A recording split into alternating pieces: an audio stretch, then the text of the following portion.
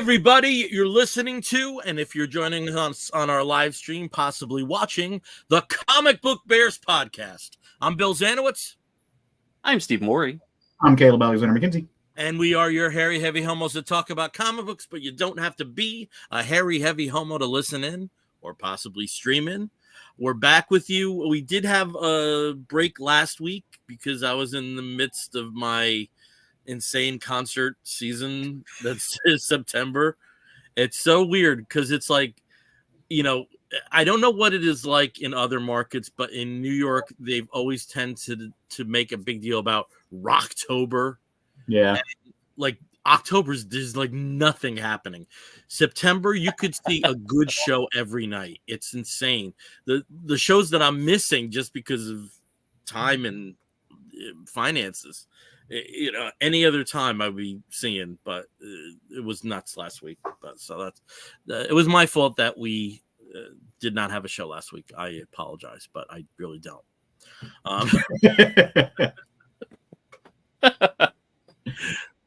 How you guys doing? I am glad to be talking to you guys. So I know you missed because you had concerts to go to. I would not have been able to be on last week. I had an event for work. That's right. You did too. Yeah, that's right. Yeah. I had kind of back-to-back events, and I've got one next Thursday as well. And so lots of like work things happening right now. It's been very, very, very busy. We've had some stressful family things happening, but in a family thing that's not stressful, I'm now a great uncle for the second time. My niece, for those of you who know me, love all my nieces and nephews, but my first niece is like a daughter to me. I've got her name tattooed across my back. She's my baby. She is now mama again. So she just gave birth to a beautiful little baby boy, and cannot wait to get to go. Just like I've already met him, but he's little and frail and tiny, and I need to put my big mitts on him and just love on him when he gets a little bit bigger. So I'm excited. Okay, so with being a great uncle and a gay uncle, you're sort of like a two-pronged uncle. I'm a grunkle. Okay. Grunkle is what, so Jason and I, for our niece who had her first child last year, we go by grand uncle, so she's our grand niece. Yeah, so we're grand. Definitely grand grunkles. But it's just grandma seizure. It was grand. So funny. Yeah, it's funny you say that. For the first great nephew, I jokingly call him my grandfew. And when I'm in like baby loving mode, because I've got two greats right now. I've got a 1-year-old nephew, I've got a 1.5-year-old niece, and so we've got a lot of babies in the family. And so I jokingly say I'm in pawpaw mode, like full blown pawpaw mode. Like I'm just in it, like let me be embracing the grandfather of it all. And just, is that a gray hair? Dude, I'm getting, like, you can't tell, but I am definitely getting salty and peppery. I'm starting salty, to see more coming through. It happens to the best of us, I can say.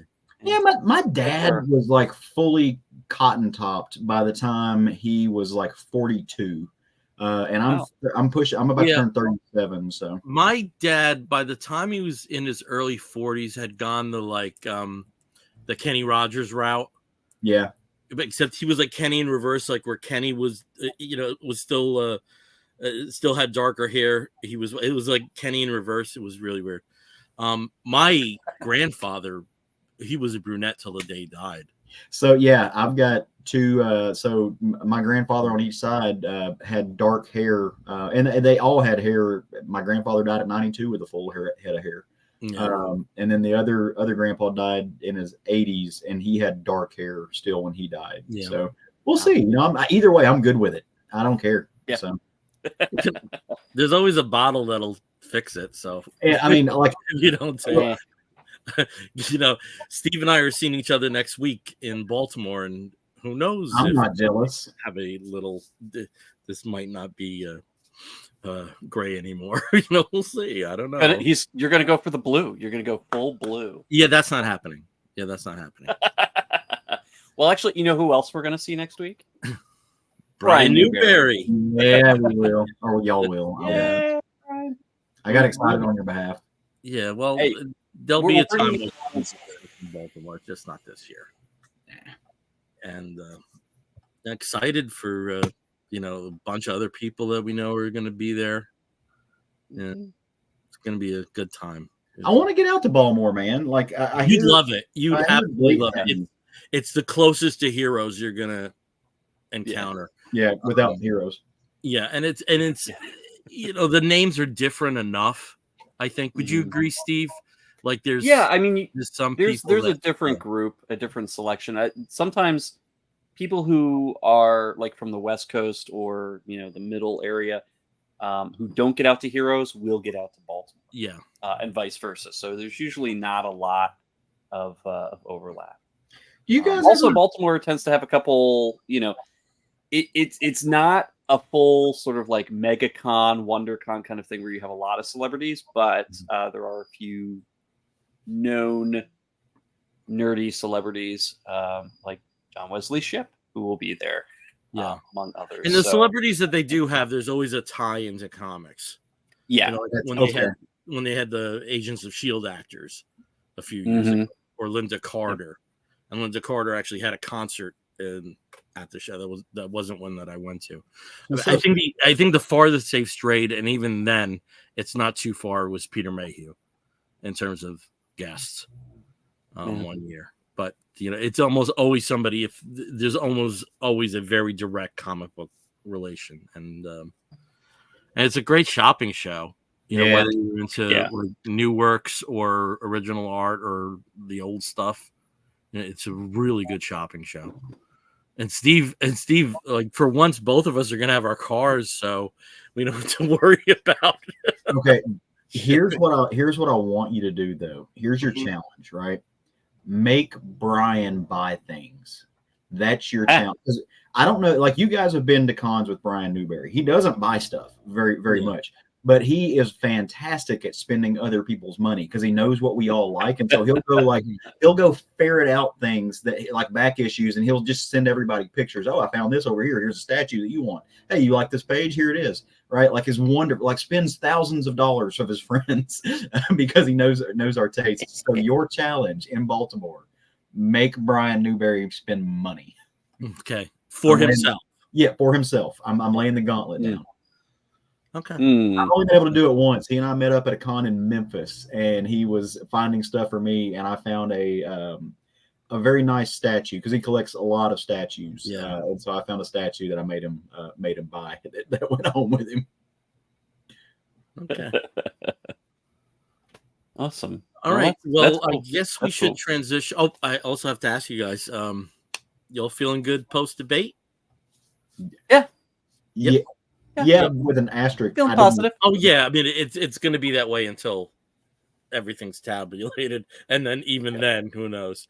But yeah, feeling good. I didn't actually watch the debate, but I feel good about what I heard about the debate. So yes. Well, that was interesting because with the prior debate, I shut off 14 seconds in. Yeah. I just had a bad feeling, and this one, I mean, I had popcorn. I had, I had big grocery bag of popcorn. I had comfy socks on. I was all good. My only thing with it though, and I keep preaching this to everybody I can make listen to me, mainly because I'm a big Debbie Downer, is we've been here before. Right. We've been where we had a great debate performance where we were all very assured of our candidate, where we thought that there was no way that anything could happen. And we got very complacent. And we also didn't pay attention to some really deep warning signs. So I don't think that we can afford to do that again. So I keep telling everybody, keep donating when you can, keep pretending like we're 5 points down in the polls, keep telling everybody and your brother who is not locked in to that guy. Who's even remotely questioning or maybe not talking about anything. Maybe they don't even say anything. Those are the people we have to convince to get to the polls. So like, that's what you have to do. Like, you don't go after the people that are not going to change their minds. You go after the ones that are wavering, and the ones who may not vote at all. Like, those are the people you have to go grab. So do not get complacent. This is, that's my only message to anybody. that's interested in politics and our survival at this point. Yeah. So just don't get to feeling too good about ourselves, because we've seen what happens when we do that. But in response to the current state of our nation, we're going to harken back to a simpler time on this episode. Or at least what is in our heads as a simpler time as white men. Yeah. But as queer men, that's something a little bit. There's a caveat everywhere. Always a caveat. There's a caveat everywhere. So because some of us were so busy, and for once it wasn't me, yeah. No, but it sometimes necessity breeds something, novel. And so what we're going to do on today's episode, because I knew this was something that Caleb was rereading, you're actually reading the first time, right? This is the first time you dove into something, and he'll tell you what it is. We're going to be tracking some of our favorite stories from the Silver Age, things that we really think you should be seeking out from the age of comics that basically started in 55 with the debut of Martian Manhunter till the start of the Bronze Age, which is, always kind of debatable when that starts, but usually it's recognized as sometime in the early 70s. So we're going to be talking about these series. We're going to be telling you about the creators that were involved, some of the backstories with the creators involved. And I think one thing I feel, whether it's, quaint or still on edge, these are still valuable reads today. Mm-hmm. I think, if you read them in the context of the time that they were created, that's one thing. There's enjoyment on that level, but also there's strains that, that feed into the current day. And it certainly was a really exciting time. We all have Silver Age related shirts on. Steve has Peacemaker, which was a character that was created in the Silver Age at Carlton Comics, which now moved on to DC. Our boy Caleb has his favorite Namor, who was actually a Golden Age character, but was reinterpreted for the Silver Age. And I have a collage of Marvel characters. And I think it's indisputable. I'm the biggest DC head in the world. Uh-huh. And even I will admit, Marvel had it all over in the Silver Age. Just because that was the company where all cylinders were shooting, at maximum velocity. But at the same time, it's the Silver Age starts with DC, with the introduction of Martian Manhunter and the original and the reinvention of the Flash. Mm-hmm. So, they're shaking hands. And if you believe Stan Lee's bullshit stories, supposedly the creation of the Fantastic Four was tied into the success of the Justice League of America. You have to take that with a grain of salt, and the story of a golf game, but at the same token, both companies, of the big two, they're both at their best when there's where there's real competition, and the Silver Age was known for that. So, and I just had such a blast rereading some of this stuff, and I can't wait to hear about what you guys are going to talk about. So. It's fun, right? And so as the youngster in the group, a lot of this stuff is for me, and I said I went back and read something kind of major and monumental for the first time. I'd read bits and pieces of it before, and obviously the legend of what it is. It's funny. I've read more about the creation of the thing and the history of the creation of the thing, and I've never actually read the thing. You know what I mean? And I'm trying to bury the lead a little bit. But it was interesting going back and reading this stuff. Like you said, is some of it dated? Yes, obviously. Your comics have changed immensely in the way that they're written, in the way the dialogue is presented, in the way that the pages are formatted, in the way that they're laid out. I mean, just there's a lot of stuff that's changed. But there's a lot of people who wonder, why would you go back and read that now? Read modern comics, they're less dated. But I read books from the 1800s. I read books from the early 1920s. Some of the best stories come from that. There are stories and there are works of art that and narratives that if you read them, they're dated, but they're the building blocks of our culture. And I think that's why. And when you read these things from that point of view, and just for sheer fun, like there were moments in reading what I'm going to talk about here in a little bit where the analytical side of me, the part of me that wanted to break down these stories and really understand the mechanics of them and stuff just went out the window, and I felt like a kid in underoos, like sitting down on the floor reading really fun, dynamic Saturday morning comics.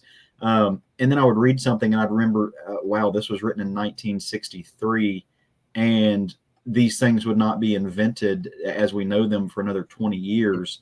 And there's almost a Nostradamus effect to them, right? And so there is some ingenious in that, and there's some foresight into science fiction becoming science fact, and that's also cool, right? For me, to go back and look at that years later, it's kind of like watching James Bond movies where he's got like the intercom watch and stuff like that, and now I'm wearing a computer on my wrist, right? That's neat because it is the reality of the world finding some type of connective continuity to the things as they exist now, and that's interesting to me. Steve, I think of the three of us, the one that probably is the one that is I don't want to say the least versed in this, but you're not somebody that I normally would associate with ages outside of modern or whatever we would call copper, whatever the hell, and forward. So copper, aluminum, it's a stupid aluminum, platinum, titanium. I don't know. Yeah, I think the big thing for me is that for the comics that I enjoy, like my starting era is, I would say, late 70s, early 80s in terms of story complexity. And I think when you start looking at Silver Age, a lot of what Silver Age is setting up introductions. I mean, you're introducing villains, you're introducing powers, you're introducing potential future plot lines, things like that, but in a very simplistic way. And it's great again for introducing kids. And I think this is kind of one of the things where when you look at how comics today, for the most part, are geared towards an older audience, the Silver Age was the absolute opposite. And part of that was because we're looking at the start of the Comics Code Authority. Right after the Seduction of the Innocent in 1953, 54, I think it was. This is where the Silver Age pretty much starts, is with the Comics Code Authority being put on comics, because the idea for most people in charge or whatever was that comics are for kids.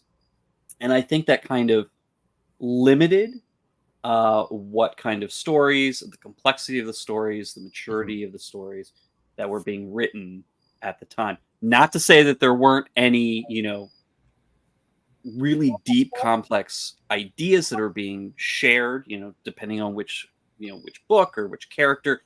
But a lot of it was pretty simplistic. A lot of it was geared towards a younger audience. So easy to understand, easy to pick up, easy to remember. I mean, these were books that kids would read and reread and reread over and over and over again. And it's just, it was set up for that. I'm more somebody who can't always turn off the analytical mind and the critical mind.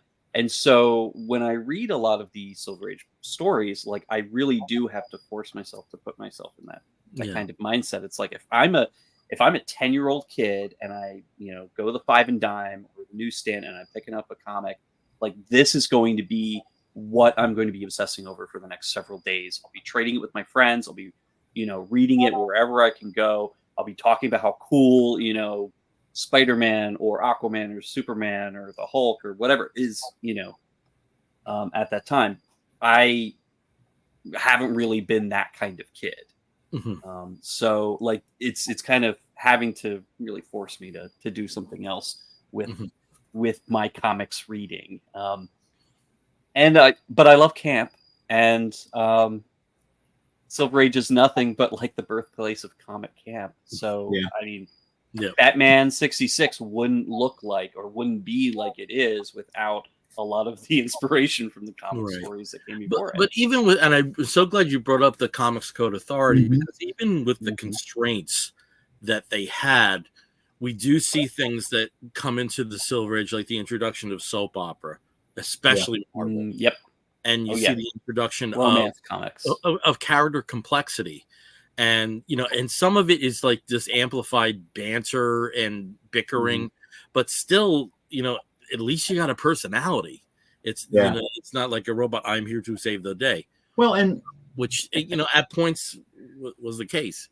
Well, I mean, when you think about when you're thinking about DC versus Marvel, I mean, DC in the 50s, a lot of those stories are pretty much like, hey, I am here to save the day. Let's figure out how to save Yeah. the day. Whereas And Marvel, but at the same token, there's nothing wrong with it. Like you think No. of a 60s Superman story. Let's say that there's a sea monster in the bay in Metropolis. Okay. Modern day comics, you would have a 2-issue lead up, the story of the monster, who placed the monster there. You know, is there a historical precedent for this appearing in Metropolis? Does this harken back to something that took place in 1888 that was never fully explained? But you know, what are the psychological underpinnings of a monster in Metropolis Bay? In a Silver Age comic, there's a monster in Metropolis Bay. so well, not to say that they didn't explain the origins of the Yeah. monster sometimes, which would usually be about 1 or 2 panels and involve somebody saying, "My evil plan involves a monster," you know, and then Yeah. then But I think off the races.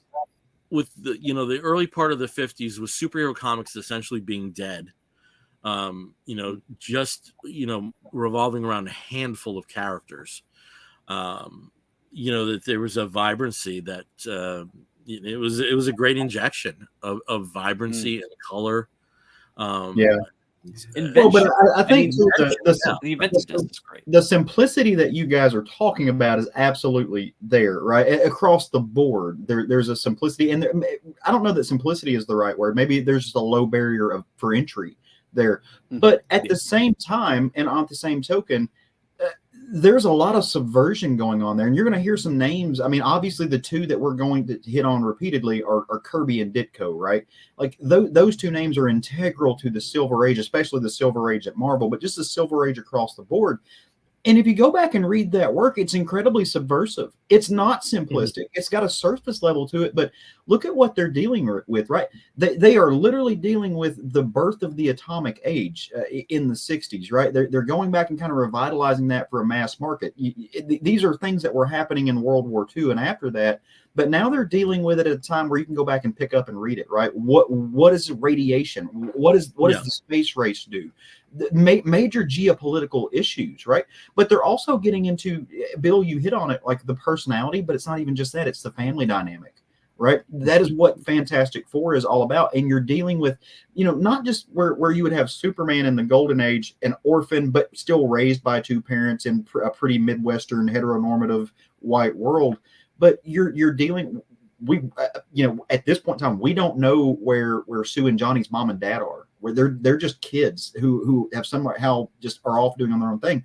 Also major for a woman to be able to do that at that time. That was, women couldn't even have credit cards at that time.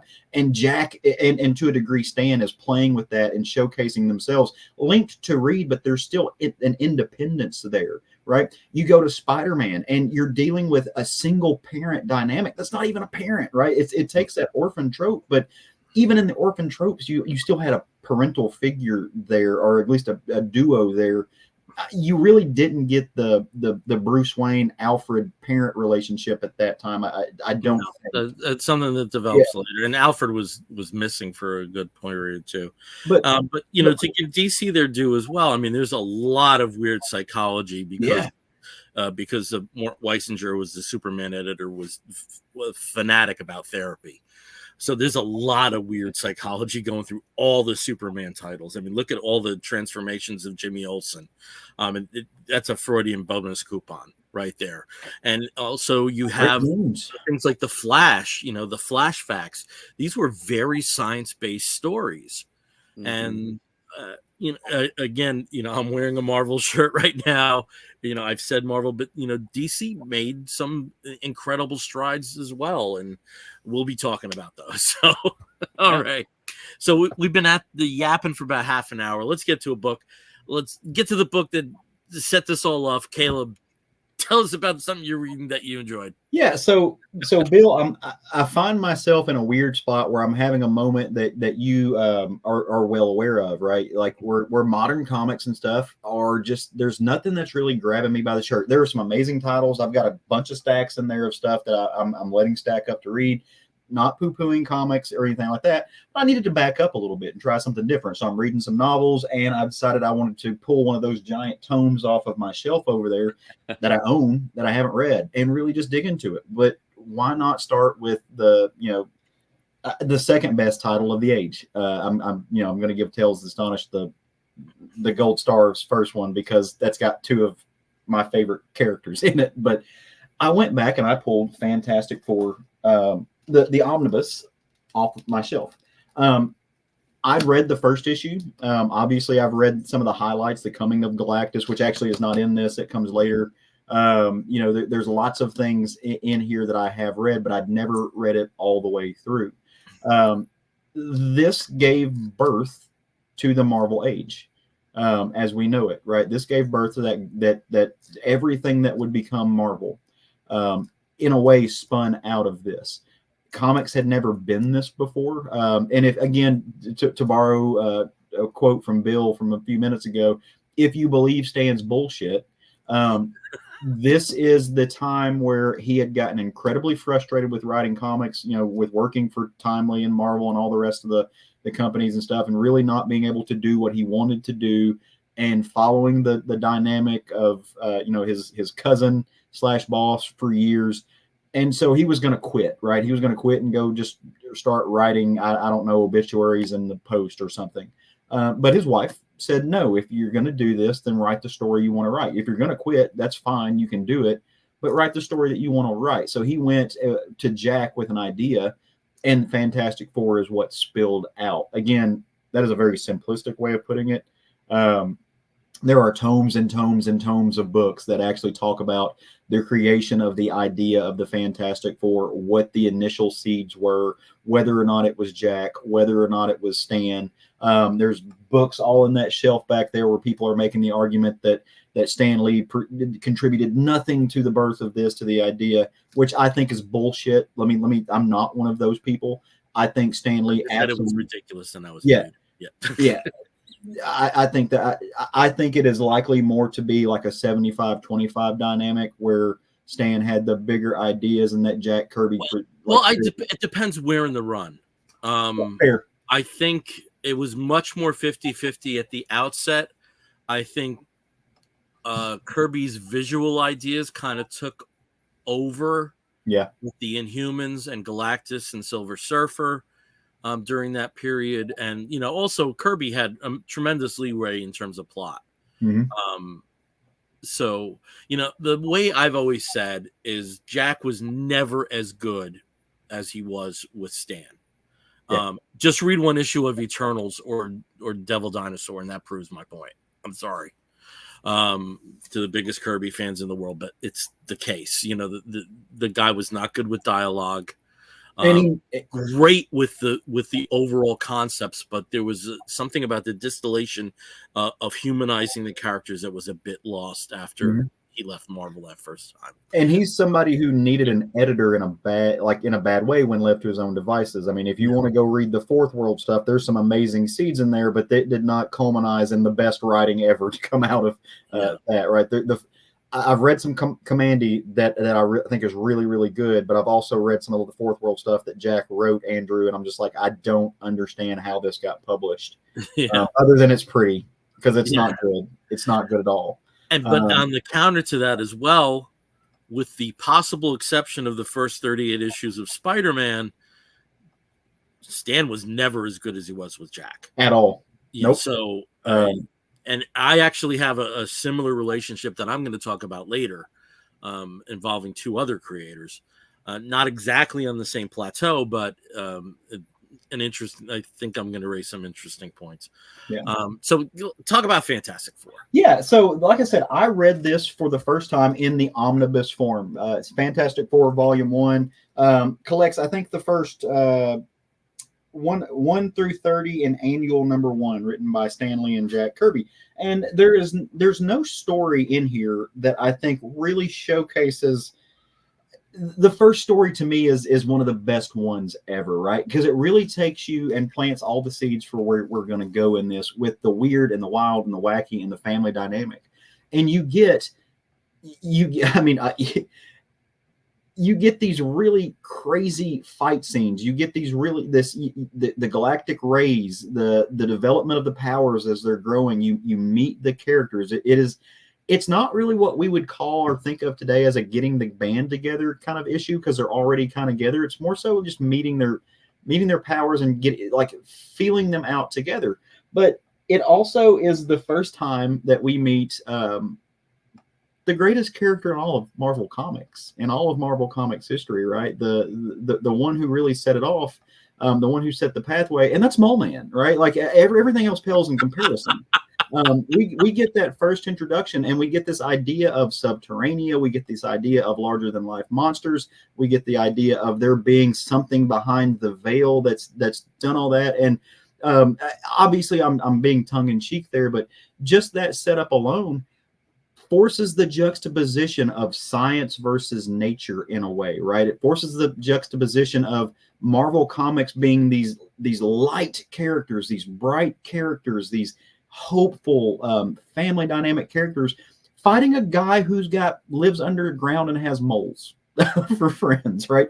Or little mole creatures for friends that he takes over. And he forces that juxtaposition forces them to come together. It forces the introduction of Reed being a big brain, and it just goes wild from there. We meet people like there's just so many. You get just the layout of all of these weird and wacky and wonderful characters. You meet Doctor Doom for the first time in the first few issues, and that, to me, that meeting is one of the biggest moments in Marvel Comics. When we first understand who Doom is, you don't meet Namor for the first time in here, but you see those first meeting of those characters. You see the flood of New York, and you see just how big these characters are, and just the injection of this world into our world, right? Where it kind of blurs the lines. One of the things I was thinking about as I was reading this is not too far after War of the Worlds comes out on the radio. I mean, there's some time there, right? But when was War of the Worlds? 1938. There was a hell of a lot of time. Okay, right, but less time. Okay, less time between then and now than when I read. Everything is like that under that parameter right now. Right. That's what I'm trying to say. Right? I would not consider at that point within like 24 years. Yeah, just 24 years. I get what you're saying, Caleb, though, because that would have been something that would have been a creative pop culture moment, in both men, when they were younger, not kids, because of course, Kirby went to war. He was in World War II, but where I'm going Stan as well. I mean, but they would have been pop cultural. It would have been, of the moment, in 1938 when they were. Where I'm going with that, though, is H.G. Wells did a radio show using, that is very pop culture, but is very fictional, but used the real world. And it was so textured with reality that people legitimately thought it was real, right? And I think they borrowed some of that to show the actual landscape of Manhattan. They talk about flooding the streets of Manhattan. They use the buildings and stuff that are there. Yes, there were 24 years and there's a space and time, but there are still things that they're using to inject where it gives it kind of real stakes to the people who are grabbing this off the shelf and reading this in a way. I don't know that anybody actually thought this was real, right? But I think that they are playing with that idea, trying to bring it down to a ground level and earth level to where people are like, okay, we've got some real. This is the world that we know, right? This is playing with the world that we know, and that's a baseline, and everything else comes up from there, and we can deal with the magic and we can deal with the science behind it, and there's tethers to that to where this could be real, and that to me is a very interesting concept. And then you get into these, you meet Super Skrull, and it's these, again, the space race and what's out there coming at us, and what are our existential fears of that. We meet the Impossible Man, who is just, no one knows, like he's an extra dimensional being to a degree, and he's amorphic, and there's not a real way to beat him other than to be Reed Richards, right? And so you take all of those things and you set them to one side, and you deal with the fact that there's these weird dynamics of dating that are happening at the time, and Sue is being courted by Reed, but not really, because he's too deep into his work, and Namor cares.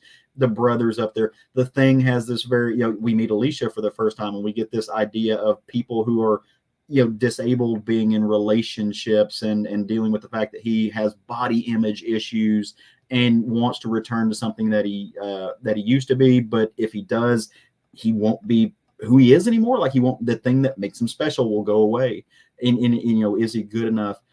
All of that is played. So you're dealing with so many spinning plates here in these first kind of 10 issues to 30 issues that really set up the world that would become Marvel. The humanization of these characters and the very real world fears that they have. As Steve's flipping through these pages, you see that, again, we met Doctor Strange. We've met the Hulk. Rick Jones makes an appearance in this. That sets up, and you really start to understand. You see Thor flying through the background on some of these, and they start to play with this kind of shared universe idea throughout the stories too. And so you take all of that in there, the science fiction, the mysticism, the real human fears, right? The atomic age, the space race, technology, interpersonal relationships, gender dynamics, body image issues, and the ability to formulate real world problems, which not to the extent that I think Peter Parker has them in his, but just where are we going with this, and who are we? Because they're rich. Yeah, but true. They had money. Through the they just do. Like, they don't think they really explain it. They just have money because Reed Richards is a brilliant person. We meet the Molecule Man as that's coming up here now. Who, it's funny reading the Molecule Man then, and then going and reading the Molecule Man now, as we understand science and molecules differently now than we did then, and seeing what's changed. But again, these are creations that are on the cutting edge of the time, right? To really trying to understand what's happening in the world around us. These were people who obviously were reading more than just the Sunday morning paper, right? They were interested, and they were digging through what was going on in the world around them. And I think that's wonderfully displayed on the page. It's just, this is it. This is where everything began, man. And if you read that, it's kind of like being an archaeologist in a sense, a literary archaeologist, to go back and see what was happening. So I had a wonderful time reading this. Is it dated? Yes. Stan was a wordy bitch. The dude needed to cut down on 50 things, but it also just gives you that soapbox persona all through there. And you really, honestly, I want to go get an artist edition of some of this and see if I can still read it without words, because I think you can. I think Jack tells such a compelling story with his lines that the narrative is still there without all the text boxes and stuff. To really develop the humanity of these characters as well, and that shows up on the page and not in the words. Yeah. So, would love to hear what you guys think about this. Absolutely. We do have a question. Yeah, actually, here I'm reading from this. Steve Scott. Yeah. In this age of comics, what difference do you think it made that DC based its characters in fictional cities and Marvel placed its characters in the real world of New York City? Well, I think it was major, and I think that goes back to something which was an adage that really isn't applicable in these days, but for a long time it was. in that DC was the characters that you would want to exist, and Marvel was the characters you would get if superheroes actually existed. So I do think that the reality component of actual geographic locations, as opposed to these idealized versions of cities, and I don't think there's anything wrong with either of them. I think there's ways that you could play with things. You don't get Astro City without DC in the Silver Age. Yeah, absolutely. You don't get that.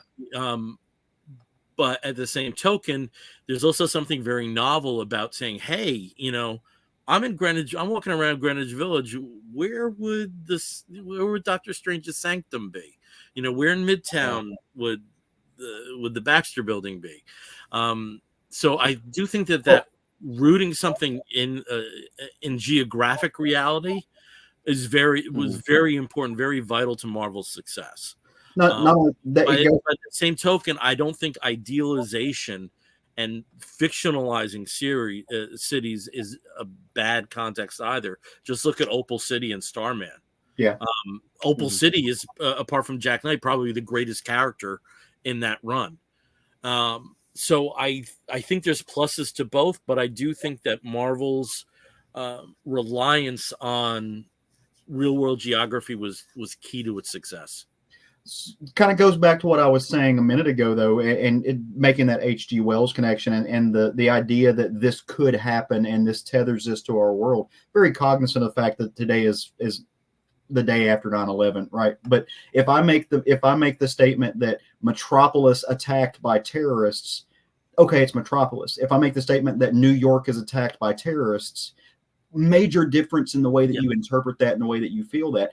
And I think that Stan Lee and Jack Kirby understood that, which is why they rooted this in the real world, right? They wanted kids, especially, but people who read this period, they wanted kids to think that this had real stakes, right? Real dynamics. They wanted to relate. It's why they brought real world problems in it. But again, I very much, especially, these were men who were both involved in World War II to some degree. They were both in Europe at one point or time or another. I think they were both. I know Jack went overseas for a little bit in his regard. Jack definitely did. I'm not sure about Stan in his service, because I know he was mostly assigned to the writing corps. Right. I'm not exactly sure. Yeah. But again, to that, these people were both veterans. They were both veterans, and they were both involved in a war to where they heard things that we would never think of. Right? People are bombing London. Right, like you have to shut the lights off. They understood that, like, what was happening when you hear reports of real world cities getting destroyed, having these major things come at them. And I think they injected that in a very serious way, in a very conscious way, to make this real world cities and root in, especially in New York, which was at that time just the seat of culture and the heart of everything, in America, and arguably still is, although I think we've spread it out a little bit. I do want to say something that we do have a couple of follow-up comments from Steve Scott as well, but to your point about New York sort of being the center of American culture and like this is where all arts and whatever comes from, I think for the vast majority of Americans, though, who didn't live in the tri-state area and were like a quick drive away from the big city, I think there's still also a small element of fantasy there. Because New York is this giant, fantastic thing. It's what you see on your TV screens. It's what you see in the comics. As like this is the big shiny city. Like this is something way outside of a kid growing up in Southern Illinois is ever really going to see, or in Arkansas. Like it's like it's this fantastic place. It's mythical in its proportion, in what's there. You can see all this. And, I love how you mentioned Astro City, and I could do an entire episode about Astro City. Love it. Is that they take that same kind of, awe, wonder, and fantasy idea and, make New York even more fantastic. So there is this idea, if you're a little kid in Arkansas who's reading these comics, about how amazing and marvelous this New York City is, but then look, they also have superheroes. Yep. Look at what they're so important that all these massive world supervillains, or even the King of Atlantis, are coming and like trying to destroy this city specifically Yep. because it's so important. Yeah, but and at it's the just same token, Steve, you also had stories, particularly Spider-Man and Daredevil, that were much more street grounded Yeah. because of absolutely. the areas that they were, and in but some it's ways, still I think part it of was that still fantasy applicable though. because there is there's a hyper stylized version of suburbia in Queens. Mm-hmm. There's a hyper realized version of the ghetto in what was Hell's Kitchen at the time. So, do you guys remember the movie Adventures in Babysitting? Yes, I have not seen that in 35 years. Yeah, and where she goes, where they go to Chicago. There's Chicago. In that movie, they live in the suburbs, right? But the city is where mom and dad work, and it's where mom and dad have to go to the super important meeting. It's also where Thor lives, right? And it's mystified in this little girl's eyes, right? Because she is just, and that to me encapsulates exactly what you're talking about, right? It is a real thing. It's a real place. There's stuff that goes on there. There's human beings there too, but it's where the magic is as well, right? In these stories from that little girl's mindset, as she reads about it, she carries a little hammer around. She got her hat, that to me, I love that moment because I go back and watch it now and I'm like, that's it. That is it. That is the magic there, right? It is these buildings that we know, but also that's where Thor is. If I could just comment about a few more. Go ahead. I've always wondered, is Gotham supposed to be New York or Chicago? I always thought Metropolis is Chicago because of its proximity to Kansas. I also love the take that. Let's go to the next one. Metropolis is NYC during the day, and Gotham is NYC at night. There was also, at one time, they were operating that Metropolis was everything that was below 86th Street, and Gotham was everything that was above it. So you did get some wealth in there, in Upper Manhattan. But for the most part, it was a dangerous territory. In the DC Atlas, I proudly say Gotham City is in New Jersey, and Delaware is the home of Metropolis, and that's just because of in the DC universe, there was a bigger, there was almost just as big a trading history in that section of the ocean as there was in the tri-state area, and a little bit higher. And so the area that you would consider Wilmington and Southern Jersey is it's much more metropolitan than the others. So that's the official word. Gotham is Hoboken. But also Metropolis, New York by day, and Gotham, New York by night. That all works. It's what it needs to be to fit the narrative. I mean, so just a couple things I wanted to say about Fantastic Four, because I do think the first 102 issues of Fantastic Four are kind of mandatory reading if you really want to call yourself a comic book fan, as far as I'm concerned. It really was the first series, Fantastic Four itself, that really played into shared universes. Case in point, the Hulk, when it debuted, was a bomb. It lasted 6 issues and was canceled.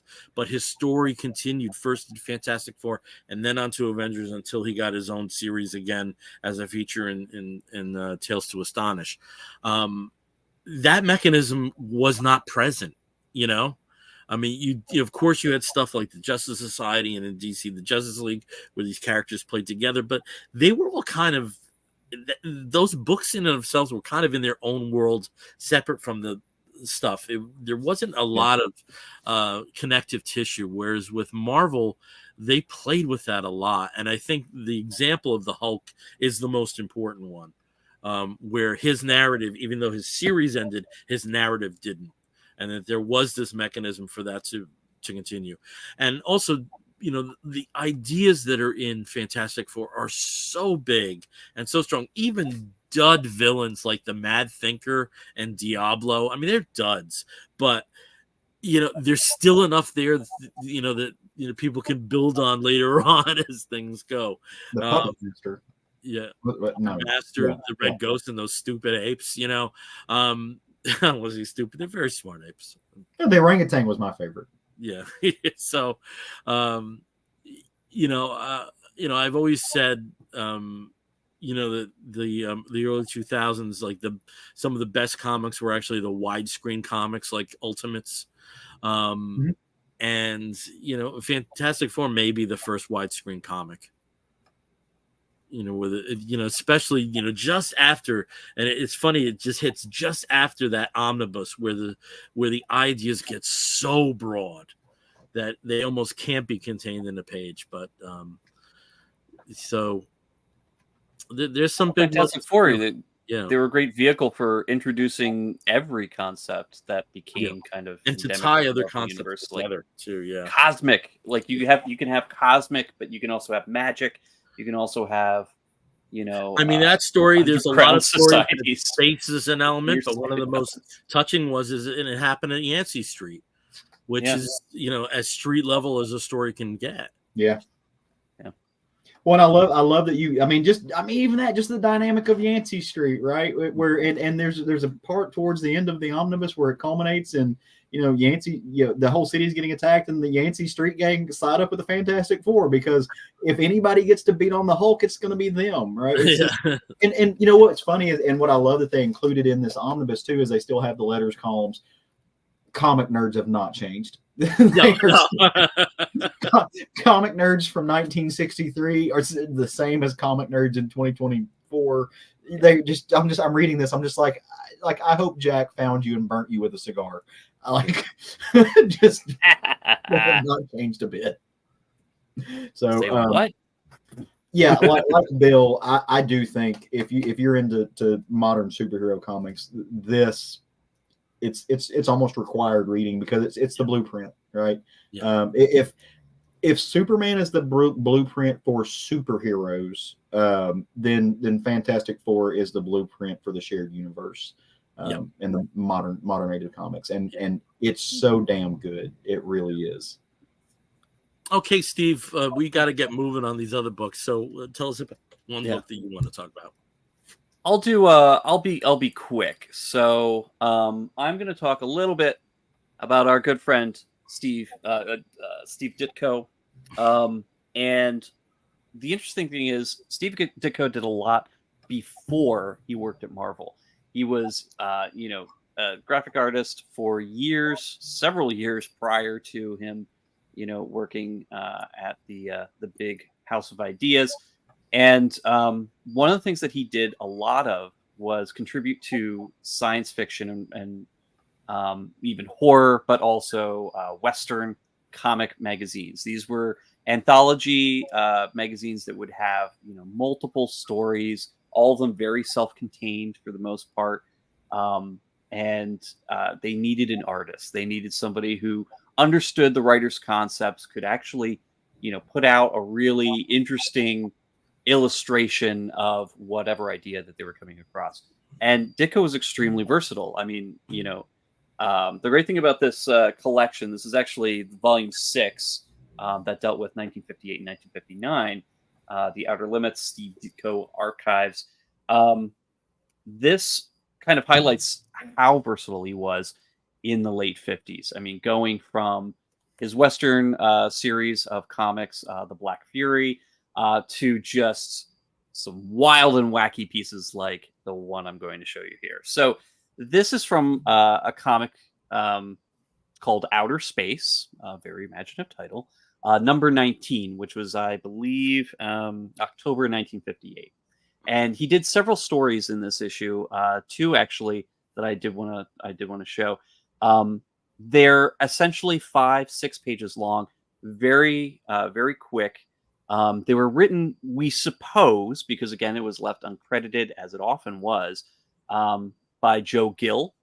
These are put out by Charlton Comics, so it is very possible that it was Joe Gill who wrote these.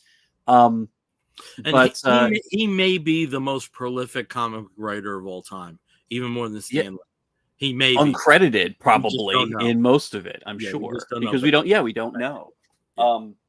And that's and that's kind of a problem. But also there are probably some things that he's written that wouldn't have been something that he would bring up on his CV in his collected works. And this is kind of what illustrates my feeling about Silver Age comics a lot of time. And again, This is prior to Marvel Comics. So this is after DC has sort of more or less kicked off the Silver Age with their superheroes, but there were a lot of other non-superhero comics that were going at the time. Obviously, before Seduction of the Innocent, you had tons of crime comics, war comics, horror comics, and a lot of those are gone as of 55, 56, just because they've been, either banned completely or had to morph into a little bit more acceptable stories, acceptable artwork, that kind of thing. And Ditko did a great job being able to create images that fit within the Comics Code Authority requirements, but also kind of put his little spin on things, especially when it came to highlighting very bizarre ideas. And 10 billion BC is a very bizarre idea. This is kind of one of those things where, hey, what if at the very beginning of the universe there was only one planet and it was so big it was 500 light years across? Like, wouldn't that be crazy? And that's kind of what the story is. So there's this massive planet that's so huge, but it's also utopian. The people who live on it have created this perfect society where nobody really has to work that much. Everything is powered by mental energy. Everybody kind of takes a turn, like powering all of the silos, so that they can create these wonderful things. And they really just devote themselves to art and leisure and sports and, just being really cool in their capes. And Ditko, of course, here is creating these people. And, a lot of his work here, again, it's very of the time. There's nothing that's going to be standing out too crazily. We've got the same kind of, these are similar layouts to what you would see in other comics at the time. 6 panels, 8 panels. You're really not going to have a lot of variety here. And he does pack some interesting perspectives in his panels, but you can kind of see sort of like the glimmer of what he's going to do. Like his characters' faces, the way that they look, their expressions, things like that. You can kind of see that. But what's interesting here is how it plays with the story. In the story, you've got all these super intelligent beings in this giant planet that's, so huge. And we've got an evil villain. The evil villain, you can tell that he's evil because he frowns. And he has that really weird haircut, sort of similar to mine, I guess. And he just wants to do evil. That is his whole purpose in life. He's like, I hate this peaceful stuff. I want to be evil. I want to really rule everything and have all the power in the universe, which is just his planet at the time. And so he goes off on his own and, hatches his evil plan. And all of the rest of the council are like, oh my God, we need to watch him. We need to figure out what he's doing and we need to stop him.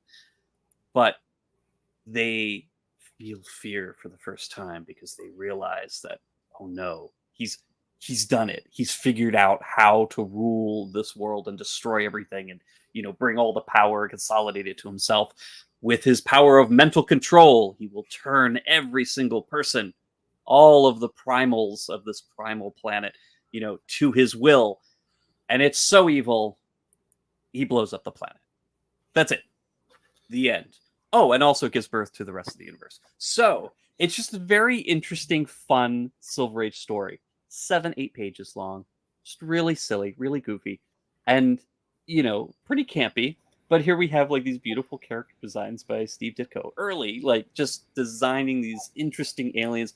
Probably saw, This Island Earth. I don't know if This Island Earth had come out yet at that time. Oh, yeah. Exeter and his giant forehead.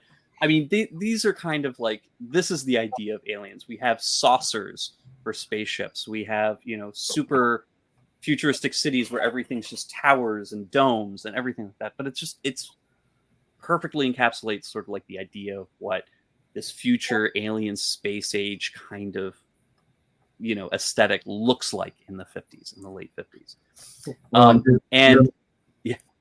I was going to say your mention of like the mental energy and just I'd call it mentalism really plays into the he was reading Dale Carnegie at this time, and it gets into the idea that eventually led him to kind of accept not adopt but to accept and explore Randianism and that sort of thing too in this and again, I think mentalism is a good word for it. Although that if you type in that now, that leads to a whole different type of thing. You get That's sort of like you have a $5 bill in your pocket, right.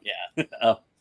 But yeah, and it is really interesting that he would be sort of attracted to this kind of work. Now, a lot of what he did was work for hire at the time, so it's just hey, this is what's going to get me some money. That's great. But at the same time, he can also pick and choose what he wants to work on, and he's drawn to these sci-fi comic anthologies, these like super futurist or Twilight Zone-y, moralistic, twist type comics. Where again, we're not doing the horror comics so much anymore. Like there's no like zombies coming out of the earth and like eating your wife. Now it's more like morally something is wrong with you, and this will show you, why you are wrong, and you'll either get your comeuppance, or you'll just learn a lesson. Like it's one of those kind of things that I guess was very strongly suggested now by the Comics Code Authority. By the late 50s. And also there's commentary here about maybe the military-industrial complex that is something that you don't usually think would make its way into comics essentially for children or for younger people. And that's what this story, Return from Saturn, which is also in that same comic series, Outer Space. This one was published in, I believe, December of 58. And again, this is a story where nothing really seems amiss. I mean, it's introduced again, sort of like, oh, this is about 25 years in the future. We know that there are aliens out there. What will it be like in the future? And so Ditko gets to draw kind of like very modern for the time clothing and cars and more or less buildings. But somehow Earth has created a super hyper spaceship that can go 500,000 miles an hour. And sends some astronauts out to Saturn. We don't exactly know why. They're going out to Saturn to see if there's any people there, and just some explore and come back. And the time they come back, they all seem to be in very happy spirits. Everything's really great. And of course, they're taken to the military hospital right away, where this general, his first things out of his mouth are, now then tell us about Saturn. Are beings there that can be easily conquered by our world government? And you're like, oh, okay. So it is kind of a fascist overtaking of, what our future society is going to be. That they sent these astronauts out just to sort of, reconnoiter and figure out if these Saturn people, if they exist, if they're, much of a threat, and are they easily conquerable. Which is really interesting. So that sets up this sort of dialogue between these astronauts that have come back and really loved what they saw, and the sort of evil, government, mostly military government, that's kind of like, okay, well, how can we use this to our advantage? And so there's not a lot of action in here. So it's mostly it's panels of people talking to each other, and just how they appear, and their faces, their features, just sort of like, okay, well, these astronauts are well adjusted and very happy because they've actually experienced a society of peace and love and hope. And here's our world government, very much the American government, essentially. And all they're thinking about is like, what can we exploit? What can we conquer? What can we control? And the astronauts show that they've learned how to create matter from thin air. And of course, the idea is, okay, we'll need you to create weapons for us so we can take over Saturn. And the astronauts are like, no, fuck you. We're just going to go back to Saturn. So peace. We're out. And they just disappear. They teleport themselves back to Saturn, where they can live happily ever after, presumably safe from, the frustrated world government of Earth. And this kind of tale, again, this is sort of something that you would think is a little bit more subversive. Yeah, there's no forehead like a... Caleb, I'm going to put this one up here. Yeah, ain't no forehead like a Ditko forehead, because a Ditko forehead don't stop. And these are the guys who aren't the giant, 50 billion year old, primal aliens. These are just normal humans with very high foreheads. But yeah, it is kind of a subversive idea for late 50s for a children's comic, or at least a young person's comic, to kind of dig at the U.S. here. This is post-war U.S., post-Korean War US, we still, there's still that idea of like, this is the superpower, we're top of the game. The future is basically one of our dominance, and what creates that dominance is military superiority, technological superiority. Everything is up because we're at the top. And this here is kind of an argument. It's like, that's not the top. That's not, what we should be striving for. We should be striving for peace, harmony, like post-scarcity, very Star Trek ideas here. Possibly could have influenced Gene Roddenberry several years down the line. But this is just sort of like, hey, if you want something, you need to build it and build it towards peace, and not towards domination and mastery and that kind of thing. Which again, something that Ditko, I think later on, obviously, when you start looking at objectivism and things like that, there is an ideal that like people need to strive for betterment of themselves. Like they need to really, work on becoming the best version of themselves. And when you compare this to kind of like the early work that he was doing here, the early work that he was attracted to, again, this is possibly written by Joe Gill. It's a little bit different. It's not, hey, let's better ourselves completely, like let's better ourselves idealistically, as opposed to sort of like, let's show strength, let's show just like pure power. And so you have like that, you definitely have that kind of argument going on here. It's like, what is ideal? What is the ideal here? And the ideal is peaceful and and prosperous through peace. But anyway, as Bill is giving me the hand signal, I guess I'm pretty much done here. So I will give my baton over to Bill. We got a lot to go through, so yeah, I'll give my baton over to Bill, because Bill, I know you've got a really fun one here that actually something but also I think it's also very important to say that with the stories that you highlighted, we're not too far off from Captain Atom, right? With Ditko, which starts in 1960. So there's a lot of these ideas that permeate, and again, that's also another Joe Gill co-creation. But it's interesting that a lot of the concepts that you were talking about maybe the U.S. isn't, exactly the ideal government in terms of being a paragon of virtue, and the complexities of outer space and what those denizens would be like. A lot of that does travel into the Ditko's superhero work, and again, with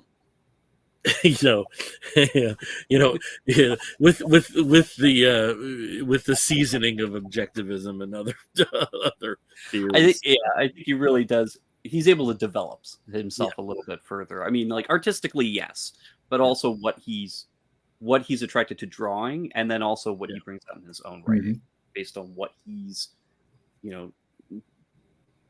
contributed to in the past and worked on in the past, which is interesting, because again, this is just a few years before he really gets back, gets into the superhero work that he's most known for.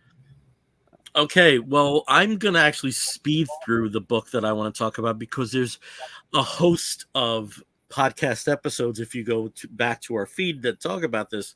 Our friend Rob Stager, who will be joining us in Baltimore as well, hey Rob, and we co-hosted for a time the Thundercast, which dealt with the Thunder Agents. Now, the Thunder Agents were not a big two book. They were at a short-lived publisher named Tower. Actually, they weren't short-lived. They were short-lived as a comic book publisher. They were far longer in operation as a paperback publisher of prose novels. But they did dip their toes in comic book world, and in dipping their toes, they enlisted the services of a number of top artists. Among them, Steve Ditko, but also artists like Reed Crandall and Gil Kane, and most notably, as you might make out here, Wally Wood. Wally Wood was really the primary creative force behind Thunder Agents. Now, you notice here we got the T period, H period, U period. So one of the most popular series television series in the 1960s was a spy-oriented series called The Man from U.N.C.L.E. And they took that idea of the secret agent, which again, was very popular in the 1960s because of James Bond. And they created the Thunder Agents, which were, and I still can't believe I don't know this by heart, the higher United Nations Defense Enforcement Reserves. So what the basic storyline is at the beginning of Thunder Agents is that there is a group under the earth called the Subterraneans, led by a leader named the Warlord, that want to take over the surface world because their resources are being depleted. Some of this is due to pollution. Some of this is due to drilling. Some of this is due to other mechanisms. So they're not exactly like a faceless villain, though they are pretty faceless in terms of their character design. And I think that highlights the thing about Thunder Agents, because there's always a level of complexity to this. All of the heroes, and Steve, if you can show some of the graphics, that might be a great way to lead into this here. So you see the three of the main Thunder Agents there, through the four major Thunder Agents. Right in the center is a gentleman named Dynamo. Dynamo, his real name is Len Brown. He was essentially an accountant for this group, and somehow ended up as a superhero because the belt that he's wearing basically fused to his physiology and gave him superpowers, but only for a time, only for half an hour. The gentleman to his left is No Man. And No Man was a scientist who was dying, but before he died, he was able to implant his consciousness into a robot. But on top of that, for another level of complexity, he could bounce it from robot to robot to robot. So there's a series of No Mans that are basically expendable bodies, but he can transfer his consciousness to a new one if what makes the most sense is the destruction of the No Man character, of the current No Man robot form. Over to Dynamo's right is Lightning. Lightning is a super speedster, but there's a problem. Every time he uses powers, he starts to age rapidly. So though he's involved in this team and for the greater good, he knows that his lifespan is going to be greatly shortened because of his activities with the Thunder Agents. Steve, if you could go on to some of the other covers, you'll see in the back there's another main character, Mentor. Now, Mentor, is it Mentor or Mentor? I always forget. Jesus Christ, Mentor. I was right. I didn't have to double check that. It's Mentor. He has a within his costume, the headpiece also has a helmet and gadgetry. Now, the interesting thing about Mentor is he was originally a double agent. He was actually an infiltrated spy from the Warlord and the Subterraneans to spy on the Thunder Agents. But because of the circuitry and what it did, he actually turns good. So there's all kinds of complexities there. Steve, if you can keep going there. So here's the Thunder Agents, the main team, and they're bolstered by the Thunder Squad that are not superpowered costume heroes, but are part of the overall reserve teams, and their stories are actually some of the more complicated and most politically intertwined. Steve, if you can keep going. The original red shirts. The original red shirts. You beat me to it. I was going to say that. You mentioned that. If you look at these characters, one of these characters dies before the series is over, and it's a real death. It's not, again, Marvel had this with, the revelation that Bucky Barnes died, and also Uncle Ben. Those were the two traditional characters that you could not resurrect. Yeah. But Thunder Agents had it for a hero. And for one of the main heroes in the book, and it's actually a really touching sequence. in the story, and it's also a story of sacrifice. And I'm not going to tell you who it is because you got to read the books. Dynamo versus Mentor, and just a beautiful outline by Wally Wood there of No Man spying on them in a sense, because it's the consciousness that's looking. And there's also a complication with No Man that he can be invisible, but if it's like for 5 minutes or something. Yeah. There's so many complications with these guys. If you can just keep going there, Steve. Beautiful shot here of Dynamo Wally Wood at his best. God, he's good. Yeah. Gorgeous. This was actually the cover to Dynamo issue number 4, I believe. But when they did the artist editions, they did some touch-ups, and I think this may have been released by IDW as a poster or as a card or something, but just gorgeous work. And then, Steve, if you can keep going there with some of the things, the Iron Maiden, one of the main baddies, who also has a relationship with Len Brown Dynamo. Len Brown, apart from being an accountant, he's socially a bit inept. And the Iron Maiden, or who he has nicknamed Rusty, is kind of daring, and their love affair through the stories, which they don't exactly make public, is really interesting. It's so much fun. A forbidden priest. Yep. Steve, you may have 1 or 2 more graphics there. Just some pages. This is actually a Ditko page where you can see the difference from Wally Wood's work. Still very dynamic. I mean, just look at Dynamo go there. I mean, that's just like perfect superhero action. And then I think you may have another page after this is a splash page again with Ditko, with a No Man story.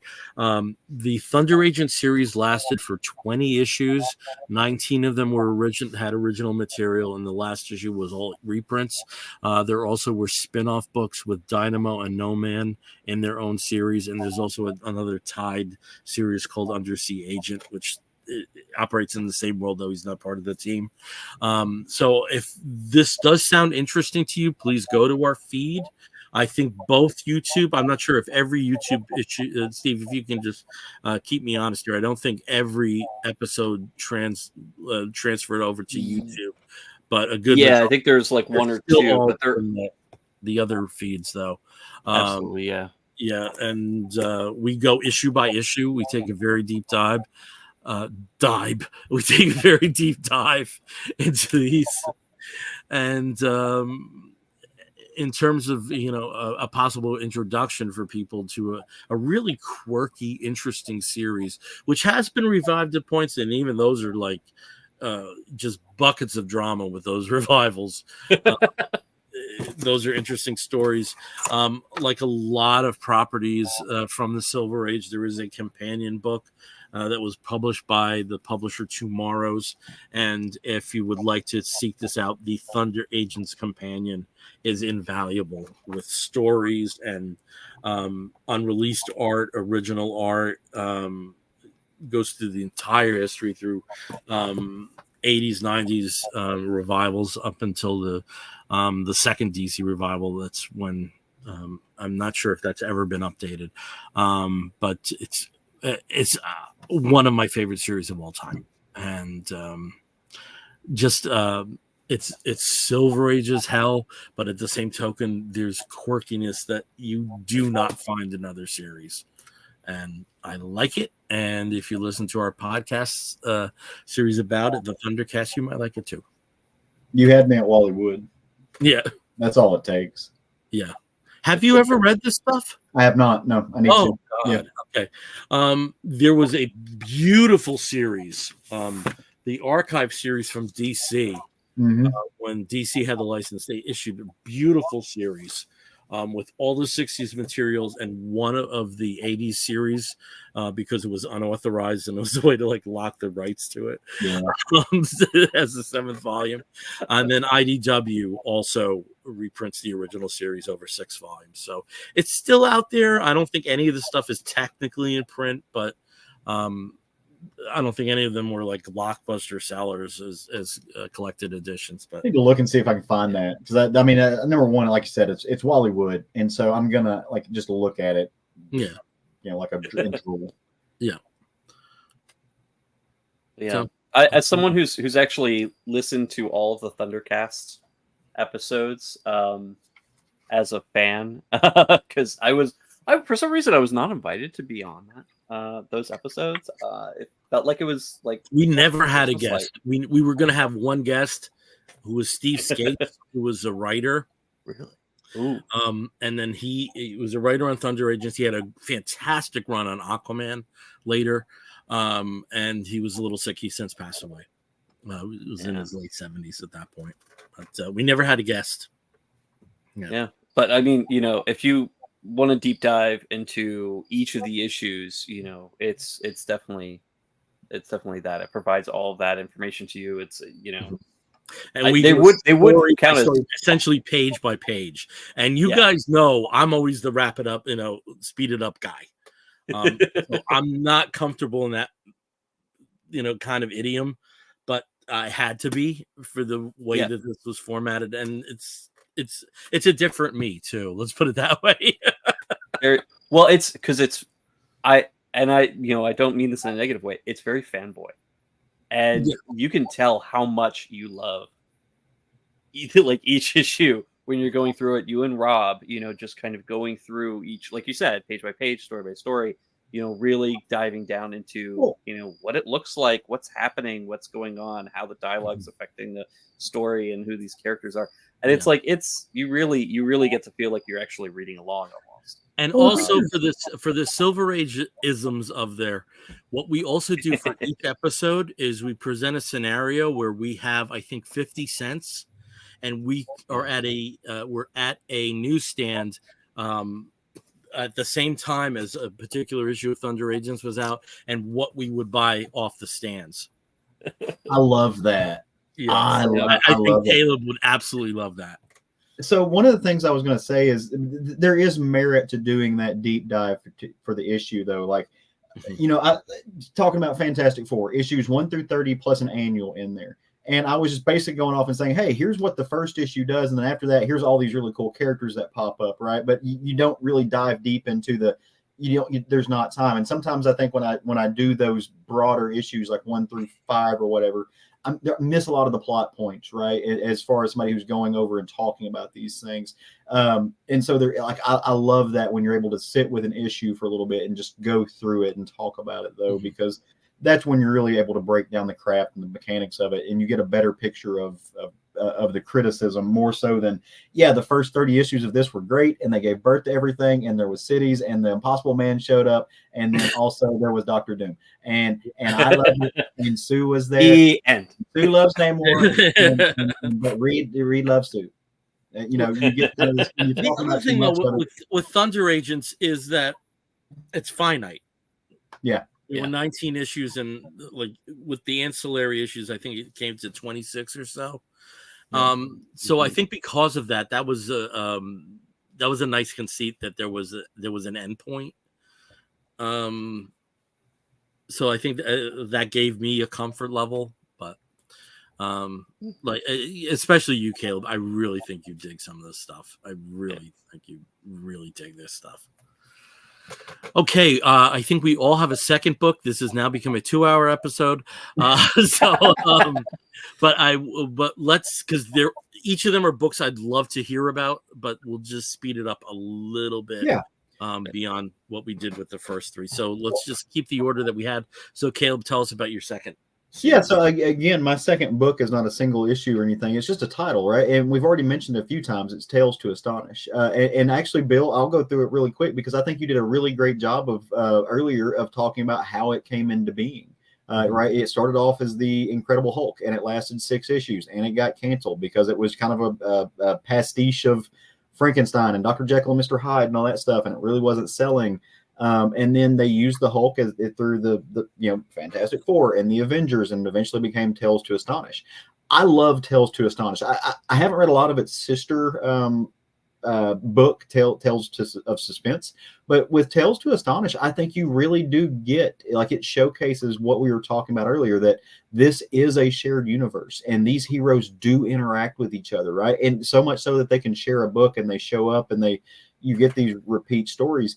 But it also kind of it opened up to say, hey, we do have these catalog of characters, and so we're going to give you 2 different characters per issue, and you're going to get to read about them, and we're going to expand our fan base, and it's going to morph over time to become a thing. Tales to Astonish, again, I love this because we're getting into some cohesion. Those issues of Tales to Astonish, more so than Spider-Man, are where I really first kind of fell in love with Steve Ditko, and it's not some of his best work at all.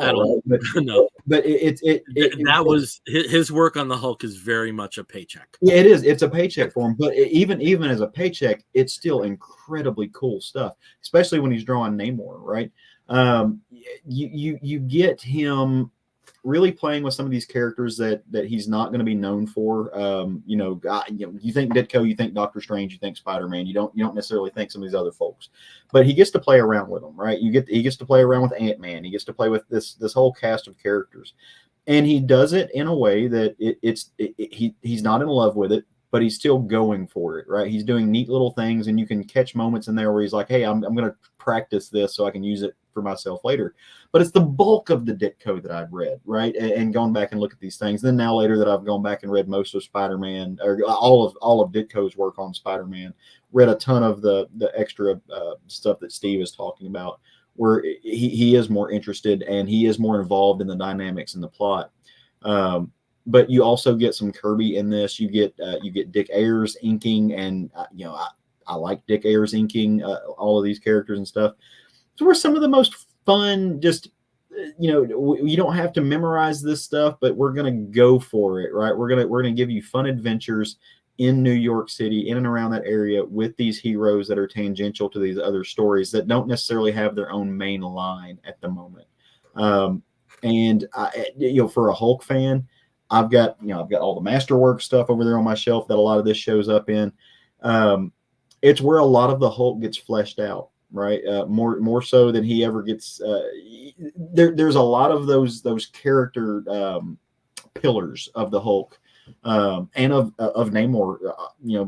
As far as the Marvel versions and not the timely versions of that character goes, that show up and get kind of solidified here because it's repetition, right? We're gonna have these things and we're gonna repeat them.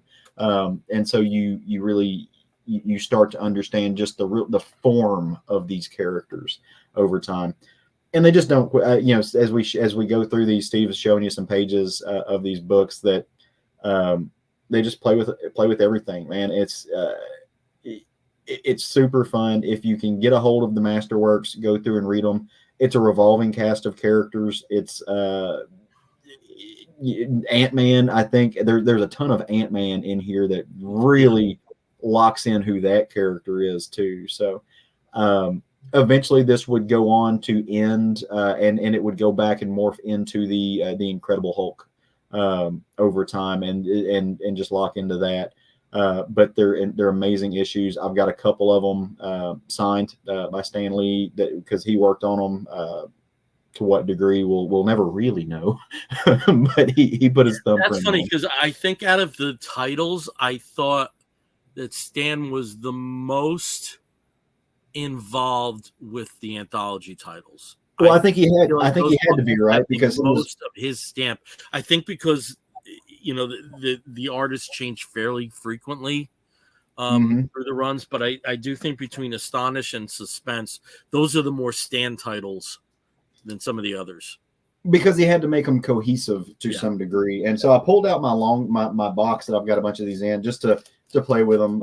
I think the oldest issue of this that I have is 62. So you get that. You have 2 62s? I do. I have 2 of them. I don't know why, but I do. Okay. You get Giant Man in there, and some more. I have the last one, and I have that issue. You have 2 of those issues. Oh, there's okay, yeah. 70. Yeah. I love these. And I love the covers on these, right? This was back in the day where covers actually told a story. Yeah. And so you get a really great sneak peek. There's word balloons on most of them. There's dialogue and interpretations on them. So great stuff. Love it. We could do a whole thing on this where we can go issue by issue on this. We'll astonish you with tales later. Yeah, I'm surprised you didn't talk more about the Namor series in there. Well, Because there's like top notch art from Gene Colan. yes, there is the majority of the run there, and plus the Namor series, like that initial arc, that's like 2 years long. It is. That goes on forever with Krang and Dorma and the political machinations in Atlantis. And though there's all that stuff going on, like Namor seems to spend half his time in New York too. It goes on like it's at least 18 issues, if not 24. And you to your point, you start to see Namor really fleshed out as not necessarily a villain. They take what Jack did in Fantastic Four, and they really loop it in and say, hey, we're going to show you the inner workings of this dude's personal life. We're going to show you why he's so angry, he's so upset. We're going to show you what he's lost. And again, you can't go wrong with Gene Colan work at all. I forget who was inking him on that. Off the top of my head, I think I can pull that up. Vinnie Coletta. Oh, well, that hurts my feeling. I forgot about that. That might be why I don't remember who inked him. The thing is, and this is, I think he'll surprise you. If Vince Coletta took his time, he was very good. If he took his time, he was very good. But he was a hack. And if he could turn corners, he would. But if you gave him, beautiful. One of my favorite color covers of this entire series. Yeah. So, yeah, you do get, and they're the main features, right? For me, the bulk of the stuff worth reading in here is the Hulk stuff and the Namor stuff. I never really cared about Ant-Man, so I don't really care about that. But again, the big seeds for other things were planted in other books, right? But because these guys had nowhere else to go, they made this home. Well, yeah, and at the time, it was like also Marvel was limited to how many titles they could publish a month because of the distribution arrangement they had. So until that was lifted in '68, just because the distributor could not deny the sales success. So that was one reason that there even were anthology books, and also another one that we're not talking about. Strange Tales, which was initially Human Torch, Doctor Strange, and then Nick Fury, Agent of S.H.I.E.L.D. Well, we talked about... I haven't read a lot of that either. Oh, I've read a lot of 60s Marvel. I just have, yeah. Mike Esposito and Adam Austin are in a lot of these. I'm going through and looking them up now. Yep. Bill Everett. Well, Adam Austin is Gene Colan. That's right. Yeah, I forgot about that. That's a pen name that he used. Well, we talked about one monarch of Atlantis. Let's talk about another. Steve, what's your other 60s book? Well, my other 60s book is, and again, one of the things that I love finding are cheap copies or any copies, because sometimes these are not so easy to find anymore. No. Which is too bad. Same thing with Marvel Essentials. Some of those are incredibly hard to find now. Yeah. But these showcase comic collections that were put out by DC for years, they were some of the. They're sure. These were some of the only ways for a long time that people could actually read a lot of these back issues that are harder to find or extremely expensive or just never get reprinted. And this is great because it contains, how many issues? Between the adventure backups or 40 and the issues? actual Aquaman series, it's a host. Yeah. It's at least 40 It's issues. Huge. It's just huge. And I got this copy at Ollie's, which is great. But I also was able to find a lot of other stuff at Ollie's too.